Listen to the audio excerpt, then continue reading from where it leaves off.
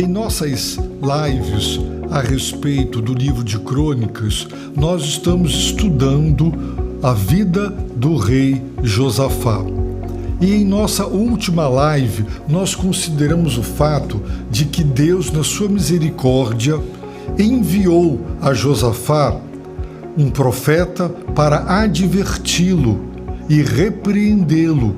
Por quê? Porque Josafá, embora um homem de Deus, tomou uma decisão errada na sua vida, de associar-se, de pactuar-se, de envolver-se com um ímpio, de juntar-se com Acabe e Jezabel, um casal, uma dupla dinâmica maligna, que afastaram-se de Deus e afastaram a nação do Deus vivo e verdadeiro e da sua palavra.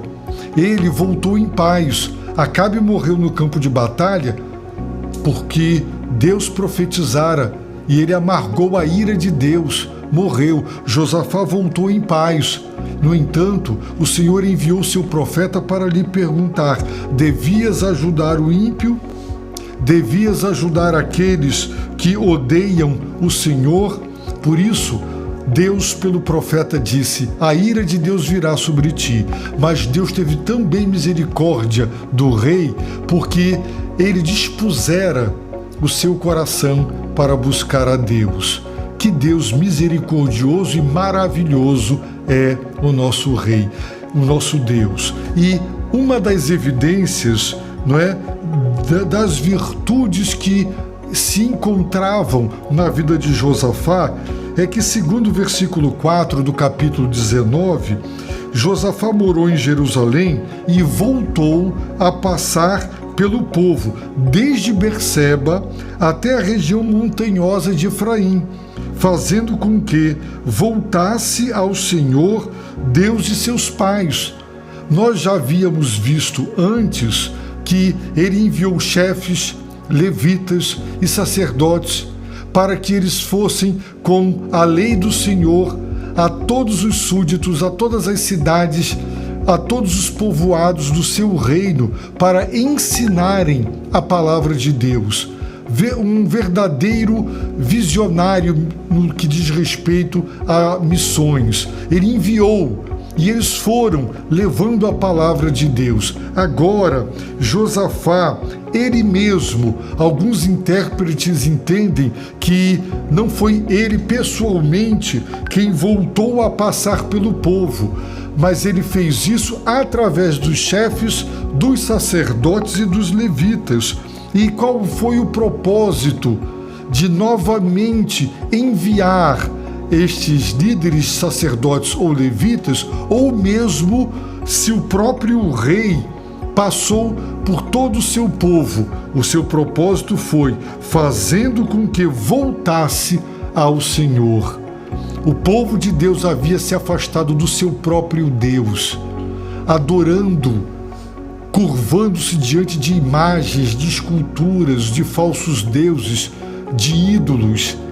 O povo estava longe de Deus, de costas para Deus, e o próprio rei deu esse exemplo, conclamando, dizendo: voltem para Deus, o Deus que nos tirou do Egito, o nosso Salvador, o nosso Libertador, o Deus que fez conosco um pacto, uma aliança, que nos deu a sua lei, que nos colocou, nos introduziu na terra prometida, que nos deu a vitória, que tem nos protegido, o verdadeiro Deus, o Criador dos céus e da terra. Não se iludam com os falsos deuses, não cultuem imagens de escultura. Ele fez isso, portanto, que coisa linda da parte dele. E mais, diz o verso 5, que ele estabeleceu juízes na terra. Ele estabeleceu juízes em todas as cidades fortes de Judá, de cidade em cidade. Ele reestruturou o sistema judicial da sua nação. As pessoas faziam o que queriam. Quem julgava? Quem entrava no mérito para dar razão para quem tinha e não dar? Quem condenava o culpado e absolvia o inocente? Quem dava ganho de causa para a pessoa que estava com a verdade, com o direito e com a justiça. Josafá estabeleceu juízes em todas as cidades para que as pessoas trouxessem as suas demandas, as suas causas. Ele era um rei que queria ver justiça ser feita. Mas nós sabemos que para que a justiça seja concretizada de fato, não basta estabelecer juízes, porque nós sabemos, e como sabemos, que os juízes se corrompem, se vendem sentenças. Eles estão a favor do forte, do abastado e em detrimento do pobre, do necessitado. O poderoso não vai preso. O poderoso não paga pelos seus erros. O crime compensa. Os fracos, sim. Os que não têm força, os que não têm voz, esses é que são presos e suas causas não são julgadas com justiça. Portanto, ele não só estabeleceu juízes, mas escutem o que ele pessoalmente disse, o rei, aos juízes. Ele disse: vede o que fazeis. Que advertência! Vede, prestai atenção, vós juízes, vede, disse ele, o que fazeis. Tomem todo cuidado, prestem toda atenção no que vocês farão. Por quê? Porque não julgais para o homem, mas para o Senhor. Vocês são juízes. Deus estabeleceu o Estado e as instituições para combater o mal e premiar o bem. O Estado existe para fazer esse meio de campo, para intermediar, evitar que o mal prolifere, vença, prevaleça e premiar o bem, recompensar o bem e proteger as pessoas de bem. Mas quando o Estado se corrompe, ele deixa de servir a Deus e aos propósitos de Deus ao criar o Estado. E a justiça e os juízes, eles podem se corromper. No entanto, Josafá está lembrando que as autoridades, acreditem ou não, queiram ou não, tenham ou não essa consciência, quando julgam, não julgam para si, não julgariam para o rei, eles julgariam para o Senhor. E se julgassem corruptamente, de modo injusto, estariam julgando o erro para Deus. Por isso ele diz: e ele está convosco no julgamento. Todas as vezes, ainda hoje, que um juiz se assenta na sua cadeira, ouve as duas partes, e ele bate o martelo e ele sentencia, Deus está com todo juiz naquele julgamento. Ele não está julgando só para as partes, ele está julgando para o Senhor, mesmo que ele não tenha essa consciência. E ele há de prestar contas com Deus de todo juízo que ele proferiu, se ele foi justo ou injusto. Agora, disse Josafá, seja o temor do Senhor convosco. Por quê? Porque, segundo a Bíblia, pessoas que temem a Deus, elas evitam o mal, elas se afastam do mal, elas combatem o mal, elas defendem o bem, elas fazem o bem. Por isso, Josafá está dizendo: seja o temor do Senhor convosco. Tende cuidado no que fazeis. Mais uma vez ele adverte. Por quê? Porque não há injustiça, não há parcialidade no Senhor. Ora, se julgais para o Senhor, se o Senhor está convosco no julgamento, e se nele não há injustiça e nem parcialidade, então sejam justos. Deus não é parcial. Não é porque você é da família A, B ou C. Não é porque você tem dinheiro.